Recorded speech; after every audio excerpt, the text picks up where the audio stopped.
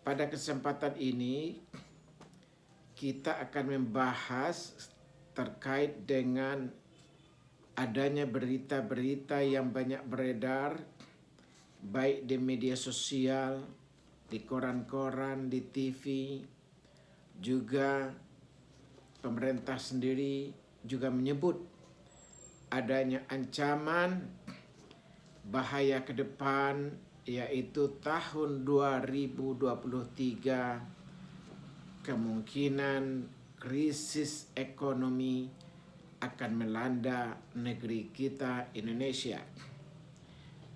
Banyak yang bertanya kepada kami, baik melalui WA, melalui media sosial lainnya, kira-kira apa langkah-langkah yang bisa kita lakukan baik secara perorangan maupun secara berbangsa dan bernegara untuk meminimalisir dampak daripada krisis ekonomi itu. Maka bisa kita lihat bahwa resesi ekonomi itu sejatinya adalah pertumbuhan sektor real itu yang negatif, atau boleh juga kita sebut PDB, Produk Domestik Bruto, 2 kuartal terakhir itu dia menurun. Maka dengan kondisi itu, apalagi ditambah lagi ketika ketergantungan kita kepada perekonomian global, maka itu akan berpotensi berdampak secara langsung terhadap krisis ekonomi global karena ketergantungan ekonomi itu. Maka beberapa hal yang dapat kita lakukan untuk mengatasi, untuk menghadapi kemungkinan krisis ekonomi yang akan melanda bangsa dan negara kita. Yang pertama adalah bagaimana kita masing-masing keluarga, individu, untuk menghindari pengeluaran-pengeluaran yang tidak begitu penting. Sehingga kita bisa melakukan penghematan-penghematan untuk menghadapi krisis yang akan terjadi ke depan itu. Dan selanjutnya terkait dengan hutang, bila kita secara individu-individu mempunyai kemampuan untuk melunasinya ataupun tidak membuat hutang yang baru, ini dengan demikian beban tetap daripada hutang-hutang itu tidak terjadi, sehingga ini juga merupakan salah satu solusi yang kita bisa lakukan untuk menghadapi krisis ekonomi ke depan itu. Ditambah lagi secara Islam, kita dijelaskan oleh agama kita, ketika hutang piutang itu yang berpotensi dengan timbulnya adanya bunga, dengan bunga itu disitulah yang terjadinya adanya riba. Kalau di dalam Islam telah disebutkan oleh Allah bahwa siapa saja yang terkait dengan riba, maka Allah akan memeranginya. Bayangkan, ketika Allah yang memerangi, maka sudah pastilah individu itu, keluarga itu, bangsa itu akan menghadapi kehancuran, akan menghadapi krisis. Oleh sebab itu, bahagian daripada solusi bagaimana ribawi ini, sistem ekonomi yang sangat terkait dengan riba ini kita minimalisir, sehingga semakin hari riba makin jauh dari sistem perekonomian kita. Yang keempat, bisa juga masing-masing individu dan keluarga mengatur ulang kembali pos-pos pengeluaran. Pos-pos pengeluaran kita teliti ulang. mana yang betul-betul penting harus dikeluarkan. Kalau yang tidak begitu penting, maka bisa kita melakukan penundaan-penundaannya.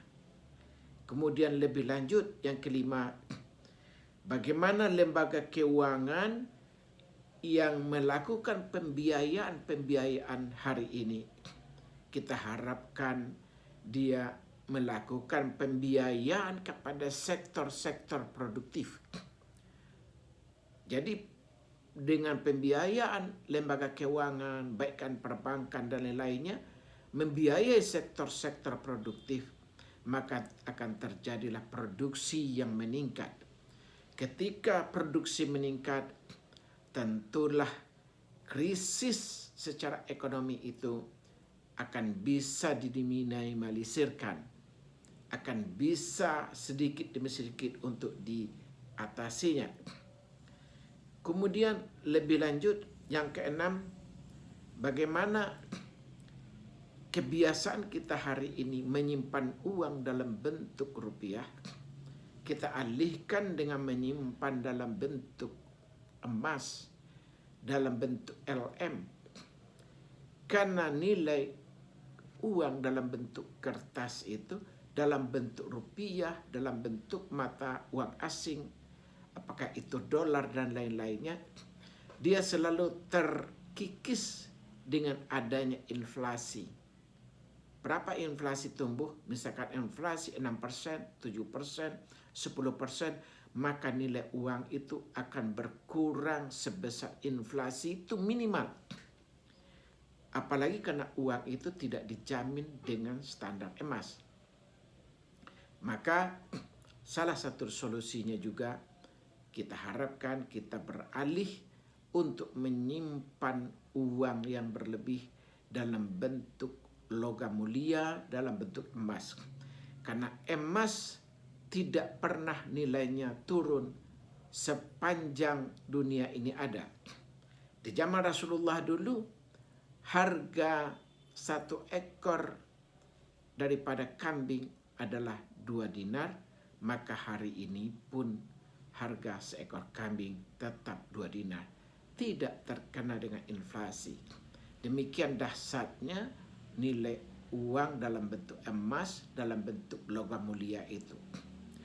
Terus yang ke-7, kita berharapkan juga hari ini bank-bank di seluruh dunia, bank-bank asing itu meningkatkan suku bunganya.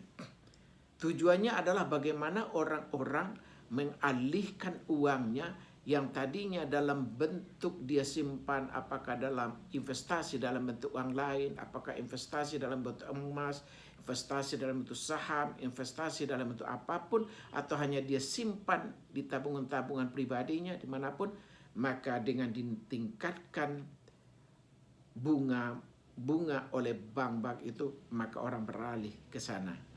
Untuk itu kita untuk mengatasi persoalan krisis ini, maka jangan tergoda dengan tingginya nilai suku bunga yang ditawarkan bank-bank asing maupun juga bank-bank dalam negeri. Maka tetap komitmen konsisten menyimpan harta, uang terutama dalam bentuk emas ataupun dalam bentuk logam mulia. Lalu solusi yang ke-8, kita melihat ada banyak, ada lembaga zakat, infak, sedekah, wakaf yang tersebar di negeri kita. Kalau itu lembaga-lembaga itu beralih, dia berorientasi untuk memberikan, menyalurkan zakat, infak, sedekah dan wakafnya itu kepada usaha-usaha produktif, maka itu juga akan mempunyai andil untuk menyelamatkan individu, keluarga, dan bangsa dari resesi yang akan datang gitu. Intinya adalah bagaimana lembaga keuangan yang bersumber dari zakat, infak, sedekah, wakaf itu beralih kepada usaha-usaha produktif. Tidak hanya memberi secara konsumtif, tetapi mungkin dari sekian ratus persen dana yang mereka salurkan, mungkin dirubah orientasinya tidak 100% untuk konsumtif, tapi dialihkan misalkan 70% mendukung usaha-usaha produktif umat. Dengan demikian, maka produksi umat, produktivitas umat akan meningkat. Dengan demikian, resesi sedikit demi sedikit akan mulai terhindar dari negeri kita. Kemudian yang ke-10, Rasulullah pernah mengeluarkan satu hadisnya. Siapa yang menghidupkan lahan-lahan yang kosong, maka lahan itu jadi miliknya. Ini adalah ketika Rasulullah di Madinah baru hijrah. Rasul melihat ekonomi Madinah ketika itu didominasi oleh orang-orang Yahudi. Sementara orang-orang yang muhajirin, yang baru datang, mereka tidak membawa harta, tidak bawa rumah, tidak mempunyai bekal yang cukup. Sementara orang-orang Ansar, dia juga terbiasa dengan bekerja, tidak menjadi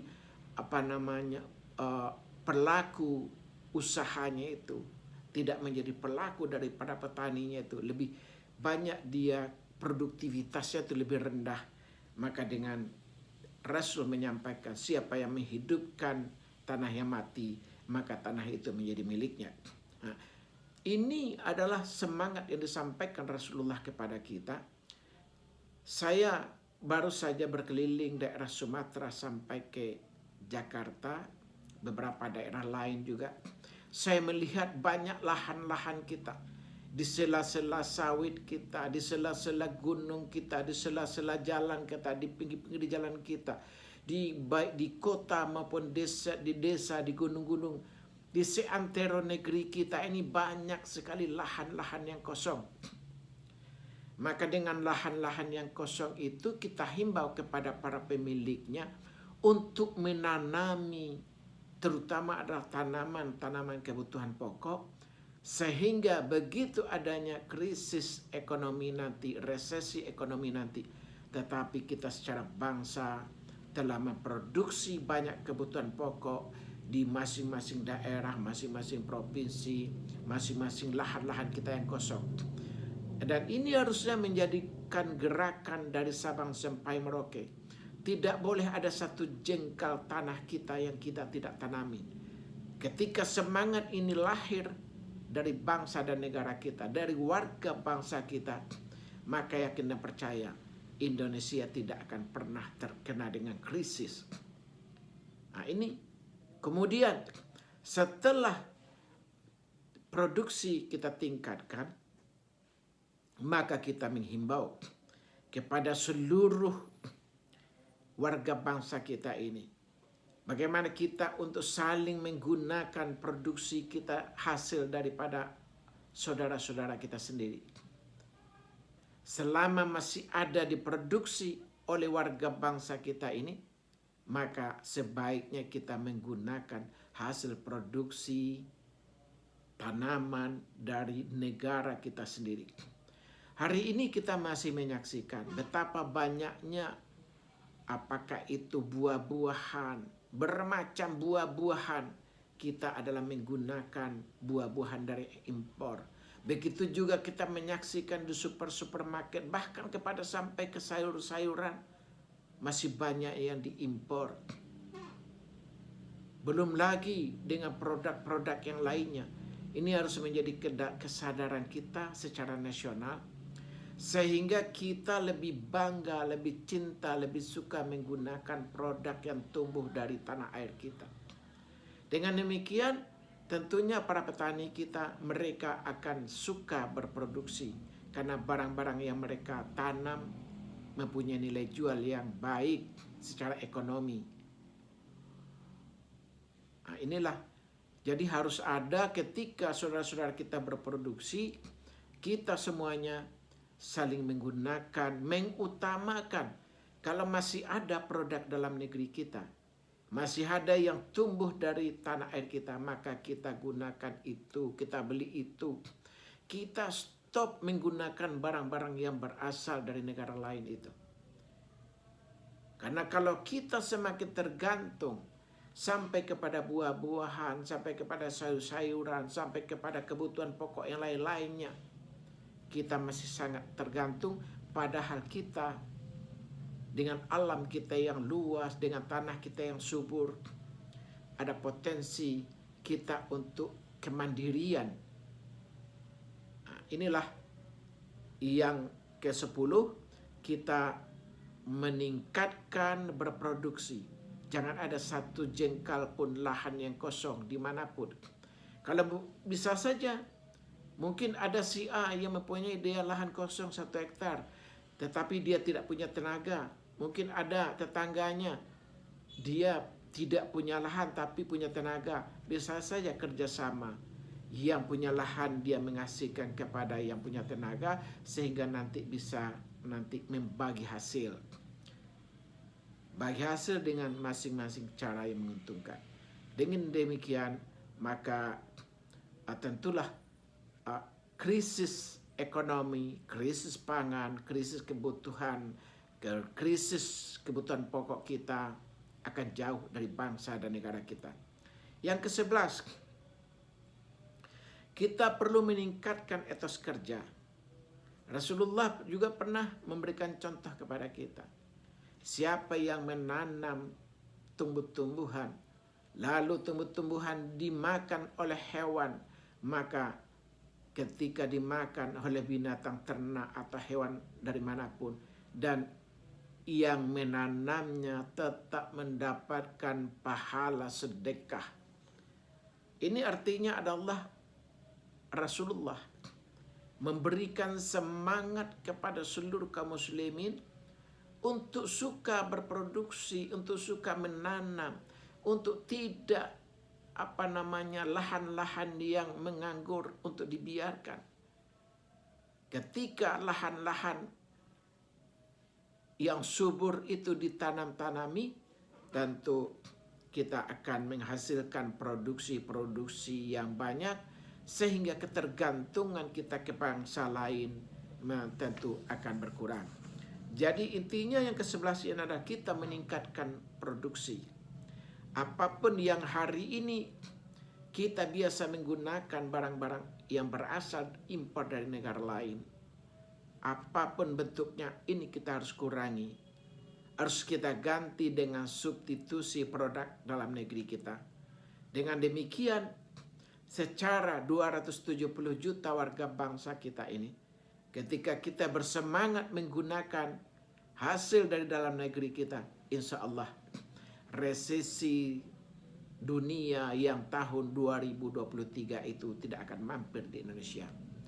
Karena kita telah melihat kesuburan alam kita. Dari Sabang sampai Merauke, banyak lahan-lahan kita yang kosong dan berpotensi untuk kita tanami untuk kebutuhan-kebutuhan pokok. Jangankan untuk kebutuhan kita 1 tahun, kebutuhan kita bertahun-tahun.